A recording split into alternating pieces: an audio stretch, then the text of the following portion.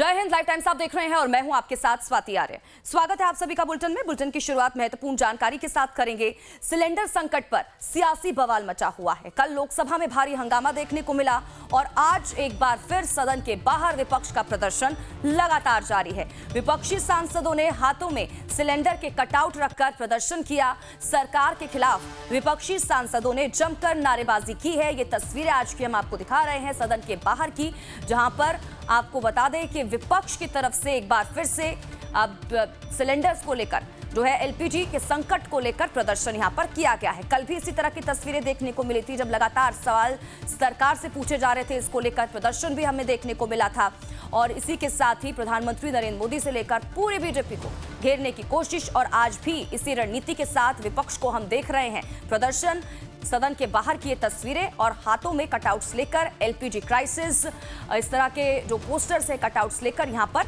तमाम विपक्षी सांसद पहुंचे हुए हैं। तो सिलेंडर संकट पर संसद में सियासी तापमान बढ़ा हुआ दिखाई दे रहा है। ये तस्वीरें लगातार आपको दिखा रहे हैं कि किस तरह से विपक्ष एकजुट होकर इस पर सरकार को लगातार घेर रहा है।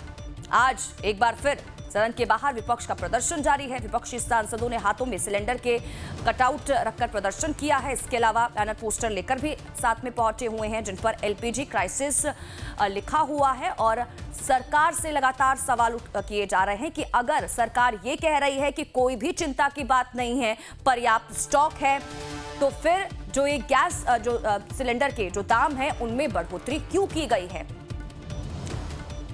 तो ये तमाम सवाल विपक्ष यहां पर उठाता हुआ नजर आ रहा है। कमलेश ज्यादा जानकारी के साथ हमारे संवाददाता इसी खबर पर हमारे साथ जुड़ चुके हैं। सीधा रुख कमलेश का करेंगे, जानकारी लेंगे क्या कुछ अपडेट सामने निकल कर आ पा रहे हैं। कमलेश, देखिए कल भी इसी तरह की तस्वीर हमने देखी थी जब गैस सिलेंडर के दामों को लेकर जो क्राइसिस अभी हम भारत में देख रहे हैं उसको लेकर सवाल उठाए गए थे, हल्ला बोला गया था और आज भी इसी तरह की तस्वीरें जो विपक्ष है तमाम सांसद एकजुट होकर प्रदर्शन करते हुए नजर आ रहे हैं।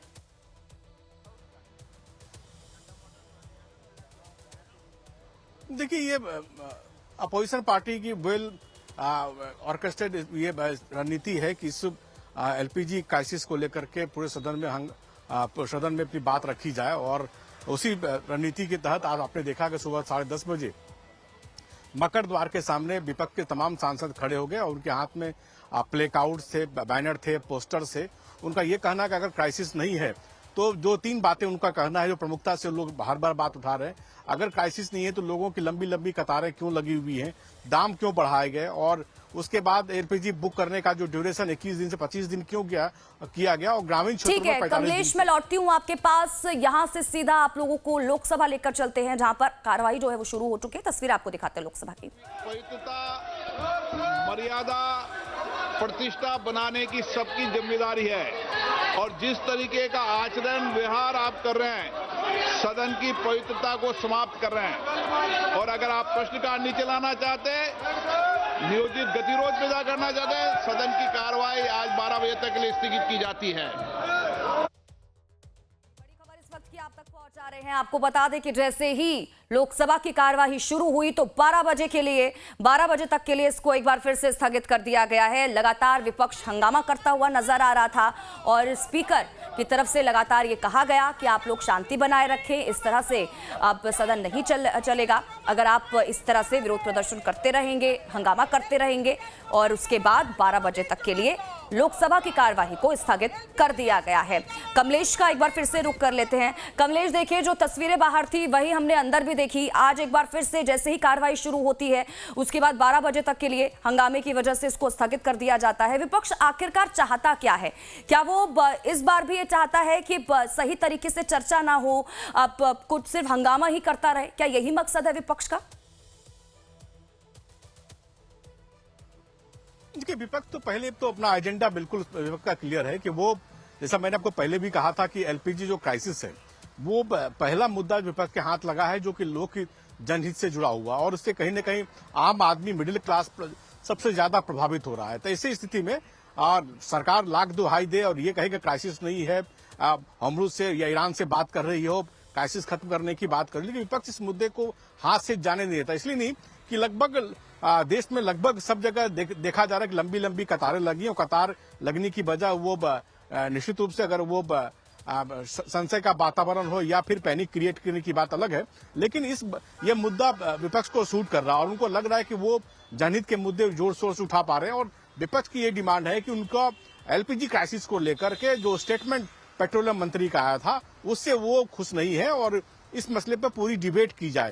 तो वो चाहते हैं कि बड़ा डिबेट हो और 4 घंटे की कम से कम नहीं, अगर 8 घंटे की डिबेट नहीं हो सके तो 4 घंटे की डिबेट जरूर। लेकिन सरकार का ये कहना कमलेश है जरा कि समझाइए, जब हंगामा ही विपक्ष करता रहेगा जो वो चीज कह रहा है बातचीत की कि बातचीत इस पर हो, तो वो बातचीत होगी कैसे? हंगामे के साथ तो बातचीत नहीं हो सकती ना। हमने इससे पहले कई बार देखा इस तरह के हंगामे की भेंट पूरी कार्रवाई चढ़ जाती है, बातचीत ही नहीं हो पाती है। विपक्ष कह रहा है बात करे, वही हंगामा कर रहा है, बात होगी कैसे?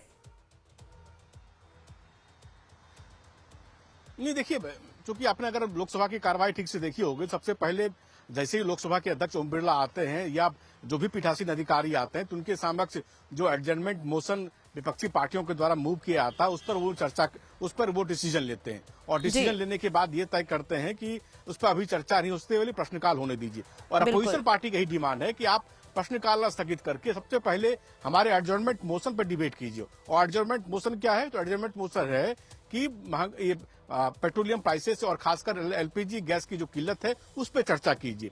सरकार कह रही है कि हम उस पर चर्चा इसलिए नहीं कर सकते कि 2 बार पेट्रोलियम मंत्री ने स्थिति अपनी स्पष्ट कर दी, विदेश मंत्री ने अपनी स्थिति स्पष्ट कर दी और ऐसे समय जब क्राइसिस को डिफ्यूज करने का प्रयास चल रहा है और लगातार ईरान से बातचीत की जा रही है कि कम से कम 27 जो तेल टैंकर थे जो फंसे हुए हॉर्मुज़ में उसको निकालने की कोशिश हो रही है। तो कूटनीतिक प्रयासों के तहत अगर ये डिबेट जाएगा तो मैसेज हाउस से जो मैसेज निकलेगा उसका गलत संदेश जा सकता है और कहीं न कहीं जो अभी स्थिति बनी हुई है, जो काफी डेलिकेट स्थिति बनी हुई है, वो स्थिति खराब हो सकती है, खासकर कूटनीतिक को लेकर के, यानी भारत सरकार की विदेश नीति को लेकर। इसलिए भारत सरकार लगातार इस मसले पर चुप्पी साधी हुई और धीरे से अपना काम कर रही है। धीरे से काम करने का मतलब यह है कि विदेश मंत्री लगातार ईरान के विदेश मंत्री से बात कर रहे हैं, प्रधानमंत्री ने राष्ट्रपति से बातचीत की और इस मसले को भारत सरकार अपने पक्ष में, अपने हित में जो रसोई गैस और पेट्रोलियम के जो टैंकर लगे फंसे हुए हैं उनको निकालने की कोशिश करी बिना किसी पक्ष का। ना तो ईरान का पक्ष भारत सरकार ले रही है, ना अमेरिका का पक्ष ले रही है। तो चाहती है कि बीच का रास्ता निकालकर अपना काम निकाला जाए। तो ऐसी स्थिति में अगर आप पार्लियामेंट में डिबेट करेंगे तो हीटेड डिबेट होगा। हीटेड डिबेट के बाद सेंस ऑफ द हाउस जाएगा, उसका गलत मैसेज आ सकता है और सरकार को फिर अपना रुख साफ करना पड़ेगा। तो सरकार नहीं चाहती कि किसी भी तरीके से हाउस में हो किसी भी पक्ष का वो पक्ष ले, इसलिए सरकार इस मसले को आगे बढ़ाना नहीं चाहती और सरकार चाहती है कि जो पेट्रोलियम मंत्री का जो स्टेटमेंट आया उसके बाद जो उससे पहले विदेश मंत्री का स्टेटमेंट आया उससे ही विपक्ष संतुष्ट हो जाए। ठीक है कमलेश, ठीक है। अब आगे यही देखना होगा 12 बजे जब कार्यवाही फिर से शुरू होती है तो क्या कुछ तस्वीरें सामने निकल कर आती हैं। कमलेश, बहुत बहुत शुक्रिया इन तमाम जानकारी के लिए और हमारे साथ जुड़ने के लिए। और वहीं अब आपको सुनाते हैं कि देश भर में सिलेंडर संकट को लेकर क्या कुछ कहना है सांसदों का। अलग अलग दलों के सांसदों ने इसको लेकर अपनी प्रतिक्रिया दी है। क्या कुछ कह रहे हैं, सुनिए। स्थानीय सांसद हैं, वरिष्ठ हैं, अगर वो ऐसा कह रहे हैं तो मेरे पास कोई आधार नहीं ये कहने का कि वो सही नहीं। राम रसोई का बंद होना एक महत्वपूर्ण घटना है और ये दर्शाता है कि ये सरकार झूठ बोल रही है। क्राइसिस बहुत ज्यादा है। मैं जनप्रतिनिधि हूँ, मैं जानता हूँ कि लंबी लंबी लाइनें, मारपीट, लड़ाई झगड़ा, रेस्टोरेंट बंद, होटल बंद, घरों में खाना बनना बंद। अब इस सरकार को तो कुछ नजर आता नहीं। मेरा एक सुझाव है कि ऑल पार्टी मीटिंग भी होनी चाहिए और डिस्कशन भी पार्लियामेंट में होना चाहिए। 14 दिन बीत चुके हैं युद्ध को और हम उससे प्रभावित हो रहे हैं, इससे कोई इनकार नहीं कर सकता।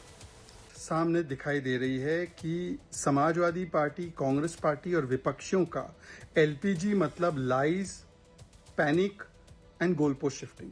पर ये कर क्यों रहे हैं?